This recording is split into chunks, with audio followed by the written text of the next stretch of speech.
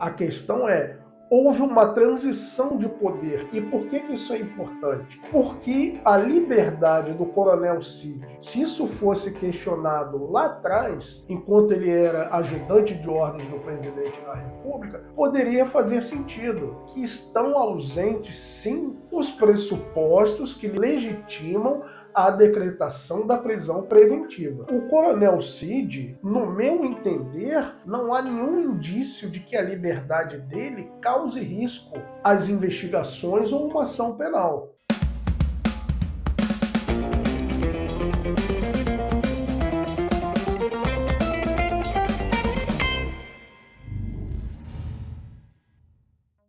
Oi, pessoal, tudo bem? Tudo bem, pessoal? Hoje um dia agitado, né? Essas buscas todas sendo realizadas e a prisão do Coronel Cid, um ex-ajudante de ordens do ex-presidente da República. Pessoal, eu vou fazer um comentário aqui técnico, absolutamente técnico, com relação a essa prisão, baseado nas informações que eu tenho de acesso à grande mídia. Eu não encontrei na página do Supremo a decisão que decretou a prisão cautelar do Coronel Cid para analisar o seu teor. Assim que ela estiver disponibilizada, eu vou fazer. Olha só, antes de eu prosseguir, pessoal, quero esclarecer uma coisa. Tenho recebido uns comentários, até no meu WhatsApp pessoal, de pessoas que me conhecem, colegas advogados, empresários, dizendo o seguinte, que analisam o meu canal e a impressão que eu estou passando é que eu sou um advogado bolsonarista. Por quê?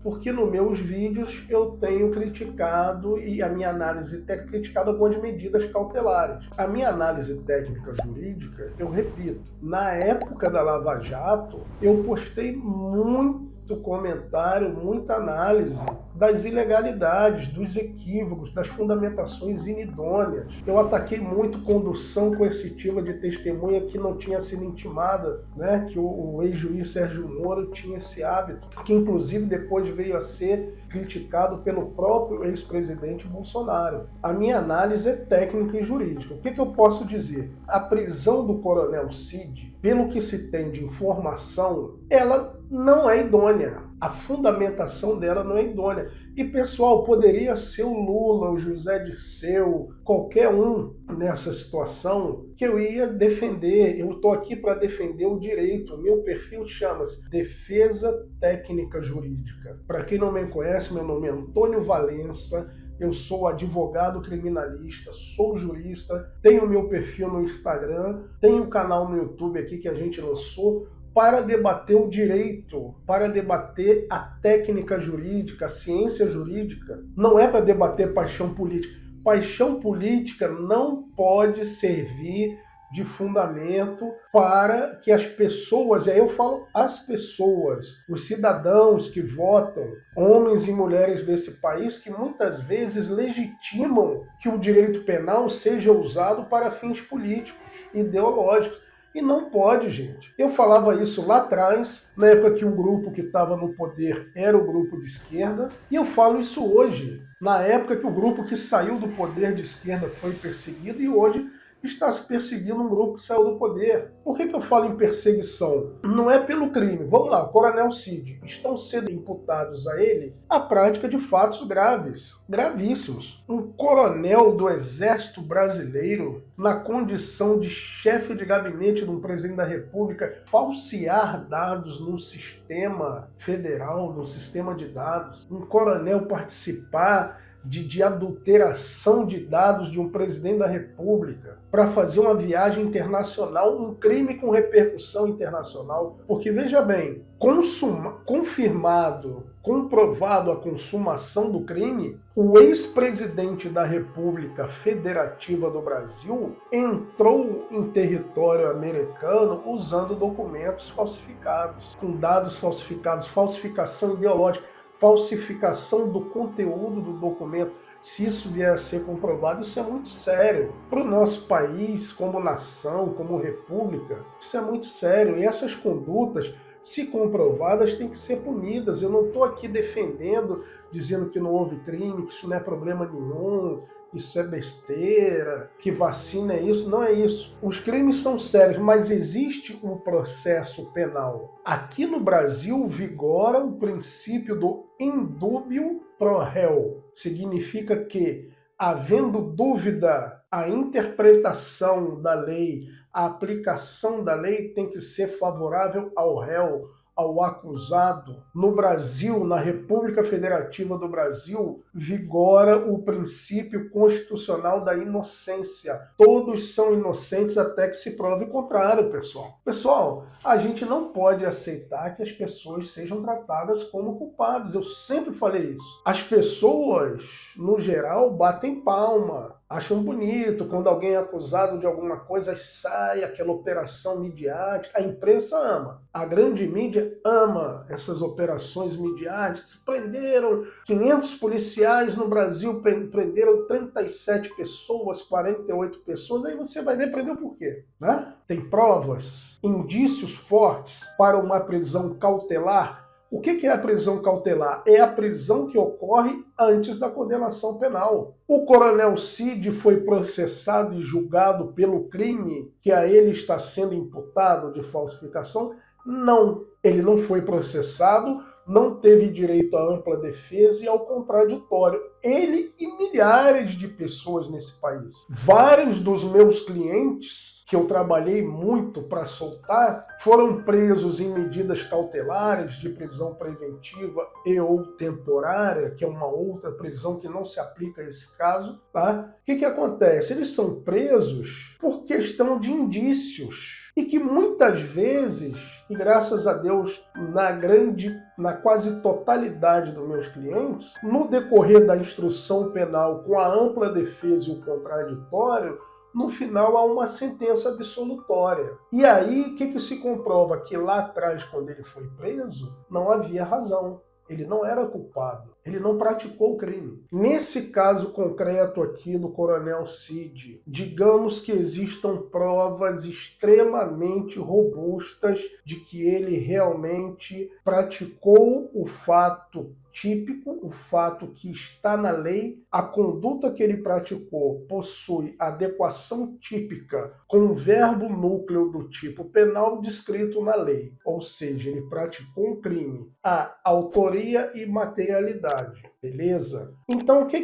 cabe? O que tem que ser feito? Uma denúncia, que é a peça inaugural do Ministério Público, que oferta ao juízo, né, o juízo criminal, informando que aquela pessoa praticou aquela conduta que a lei diz que é crime, para que ela seja citada, apresente a sua defesa, que a defesa inicia com uma peça chamada resposta à acusação, vão ser apresentadas as provas, vai haver uma audiência de julgamento, o acusado vai ser ouvido, depois a defesa vai apresentar suas alegações penais, e depois o juiz vai sentenciar. Se condenado, cabe o recurso de apelação, e somente quando transita em julgado que a pessoa vai cumprir a pena privativa de liberdade. Lamentavelmente, em momentos da nossa história, isso foi violado, isso foi maculado. Esse processo penal foi maculado quando, por exemplo, o presidente Lula, o ex-presidente Lula, foi preso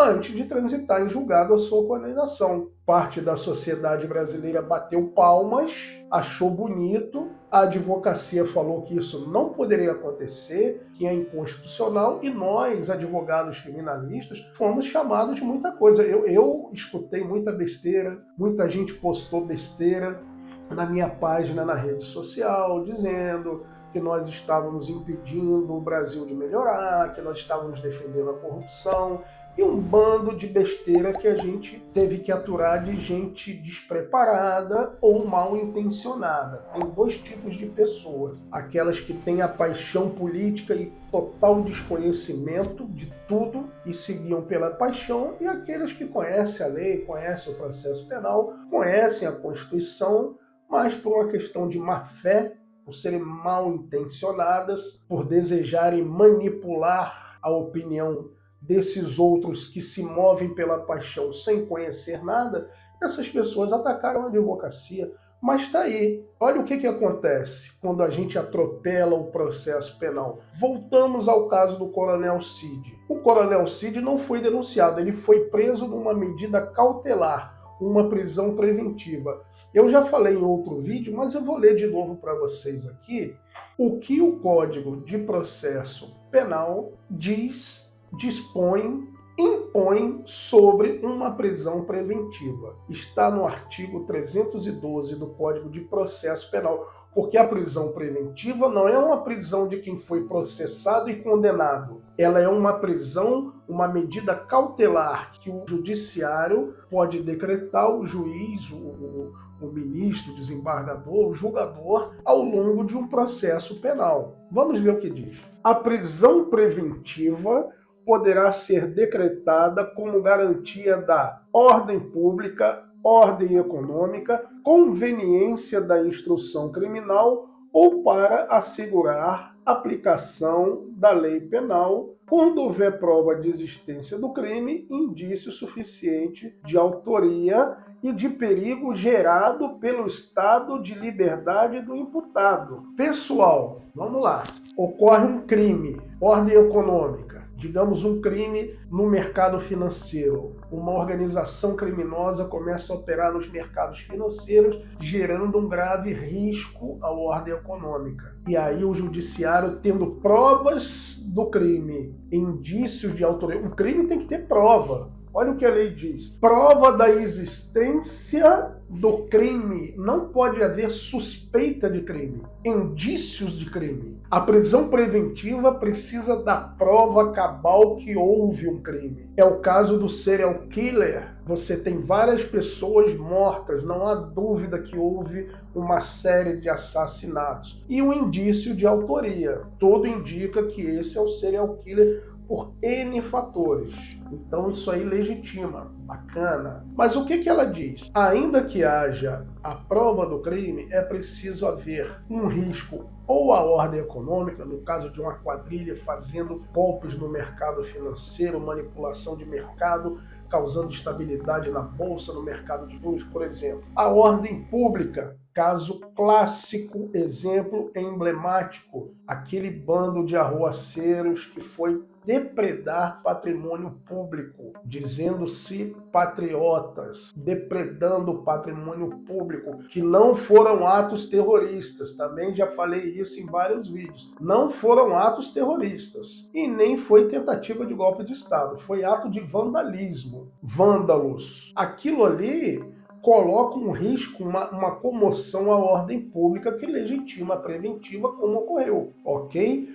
Para assegurar a instrução penal. O que é isso? Exemplo clássico: crime organizado, milicianos, facções que ameaçam as testemunhas. Por exemplo, um miliciano, um traficante, executou uma pessoa na padaria de manhã, 20 pessoas viram e ele falou: vou matar todo mundo aqui. Preventiva é para isso. Garantia da aplicação da lei. Falei isso no caso do Anderson Torres no meu outro vídeo. O Anderson Torres veio dos Estados Unidos para se apresentar. Tem uma presunção, então, de que ele não é um fujão. Alguém que vai fugir, que se condenado, vai fugir e não vai cumprir a pena. É para isso que serve a prisão preventiva.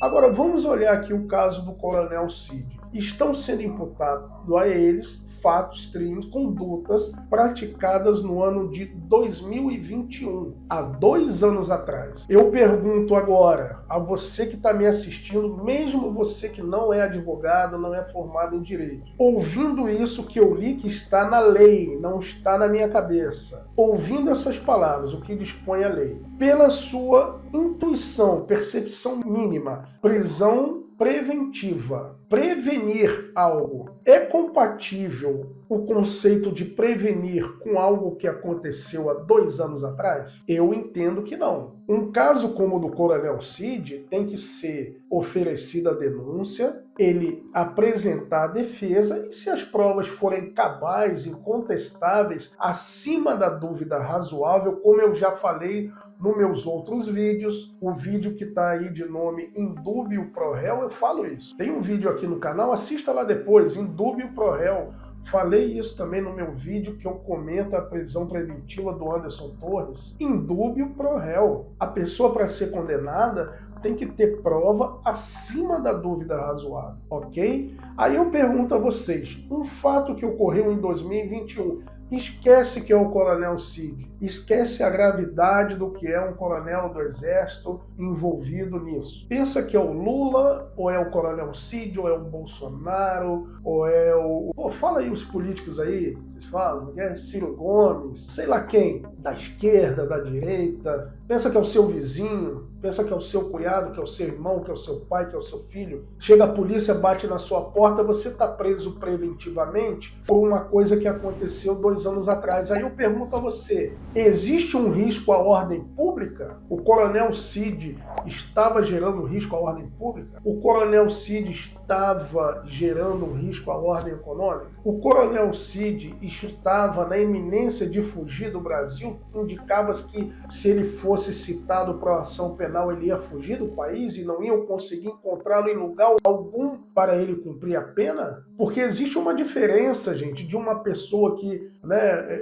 aquela pessoa, vamos dizer assim, um andarilho aí, que está sendo acusado de um crime, ele sai, some, vai morar no interior da floresta amazônica, ninguém mais o vê. Outra coisa é um coronel do Exército Brasileiro, com família, com profissão. Como é que o Coronel Cid some no mundo? Ele não desaparece, não. Mesmo que ele quisesse fugir, dava para encontrar o Coronel Cid, tá? Então, e aí, eu vou repetir agora a leitura do último trecho que eu e todos os bons advogados, dentre os quais eu me incluo, os bons criminalistas que se dedicam ao direito penal e à defesa combativa, sempre que vão fazer um habeas corpus para pedir a liberdade de alguém que está preso preventivamente, um questionamento que nós fazemos é esse aqui. Olha o que diz o final do artigo. Além da ordem econômica, risco à ordem econômica, instrução, diz assim, indício suficiente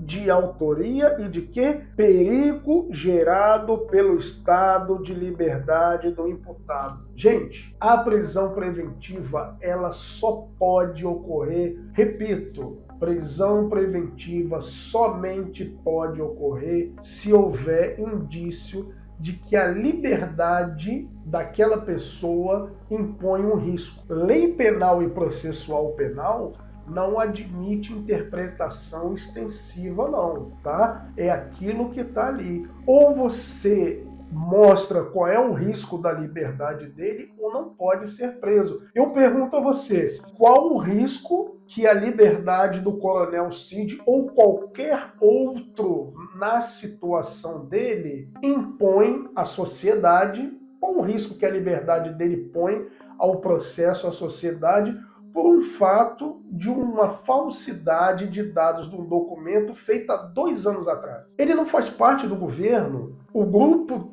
ao qual ele pertencia, que detinha o poder na República Federativa do Brasil, perdeu as eleições. Perdeu mesmo, perdeu.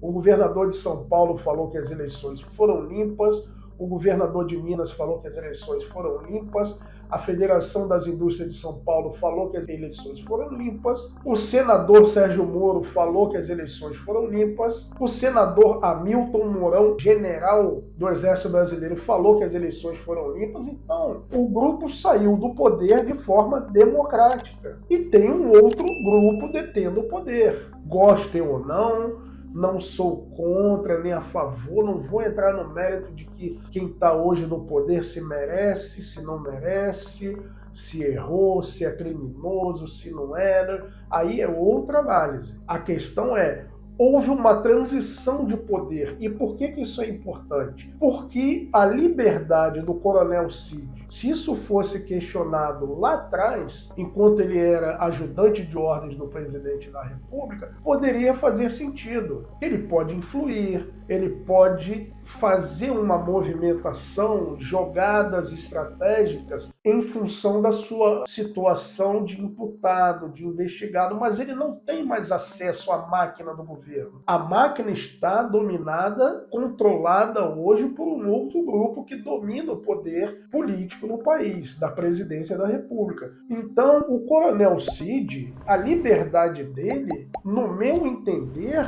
não há nenhum indício de que a liberdade dele cause risco às investigações ou uma ação penal. Então eu verifico que estão ausentes, sim, os pressupostos que legitimam a decretação da prisão preventiva. E isso, gente, não é só da minha cabeça. Eu vou ler para vocês aqui uma decisão de um habeas corpus do Supremo Tribunal Federal que legitima o meu entendimento, tá? É o habeas corpus de número 128261. E aí, a decisão do Supremo, relatoria do ministro Teori Zavascki e o redator do acórdão, o ministro Gilmar Mendes. Então eles falam de prisão preventiva. Fatos antigos praticados no exercício de cargo público. Então era o caso de alguém que exerceu o cargo público, como o Coronel Cid, e houve fatos antigos. Aí ele diz assim: paciente não mais exerce o cargo, a ausência de demonstração da necessidade dessa custódia. Ordem concedida para cassar a prisão cautelar decretada em desfavor do paciente. Paciente, pessoal, em habeas corpus, o preso ele recebe o nome de paciente. O advogado é o impetrante e o preso é o paciente. Então o que disse o Supremo Tribunal Federal? O sujeito tinha um cargo público, não tem mais. Quando ele teve o cargo público, ele praticou um crime. Qual é a necessidade de prendê-lo agora preventivamente? Demonstra isso, que ele livre vai causar um risco ou à ordem pública, ou a ordem econômica, ou a instrução criminal, ou a aplicação da lei penal. Existe esse risco em concreto? Não. Então não há fundamento para a aplicação da prisão preventiva, segundo o próprio Supremo Tribunal Federal, que nesse caso decidiu corretamente. E é isso que nós advogados criminalistas fazemos, pessoal. Para quem não me conhece, meu nome é Antônio Valença, sou advogado criminalista, jurista. Siga o meu perfil lá no Instagram, faz a sua inscrição no meu canal. Vamos debater o direito de forma imparcial, sem paixões políticas, na tecnicidade, analisando a tecnicidade das decisões, dos casos. Vamos fazer isso, vamos lutar por um Brasil melhor, que não é guiado por paixões ideológicas, sim pelos princípios constitucionais, pela letra da lei. E você que está me assistindo, lembra, quando você assistir uma notícia de que a advocacia foi lá, seja a advocacia privada, a advocacia pública, OAB institucionalmente, mas quando você vê a advocacia atuando, questionando ausências do pressuposto da prisão preventiva, bata palma. Vamos construir um Brasil melhor. E eu estou dizendo aqui, meu nome é Antônio Valença, eu sou advogado e eu estou aqui dando a minha cara e falando. Eu não sou dessa corrente política, não defendo bolsonarismo, nem petismo, nem esquerdismo, nem essas coisas, mas essa prisão, pela distância dos fatos que ocorreram em 2021, pelo fato do preso não ocupar cargo público, a liberdade dele não tem nenhum indício de risco. Essa prisão ela não é idônea, ela deve ser revogada. Falo isso e afirmo isso sem nenhum temor, com toda tranquilidade, toda isenção que eu tenho para falar do direito, porque eu não tenho nenhuma parcialidade política e ideológica quando eu analiso esses casos, ok?